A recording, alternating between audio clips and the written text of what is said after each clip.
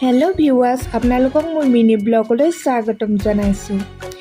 দিনটো খুবেই আমনি লাগিলে আৰু সেই গতিকে ভাবিলোঁ আজি অলপ পাছবেলা মৰাণলৈ ওলাই যাওঁ। চাওঁতে চাওঁতে গধূলিয়ে হ'ল, লগত ভাইটিও আহিছে। ভাবিলোঁ যিহেতু ওলাই আহিছোঁ কিবা কিবি অলপ বস্তু লৈ লওঁ, সেই গতিকে অলপ মলত সোমালোঁ। চাইছোঁ কি পাওঁ উঠাম আৰু। মোৰ এইবিলাকলৈ আহিলে ইমান ভাল লাগে নহয়, যি পাওঁ তাকে লওঁ লাগি থাকে। সেই গতিকে পূৰা চাই ব্যস্ত হৈ আছোঁ।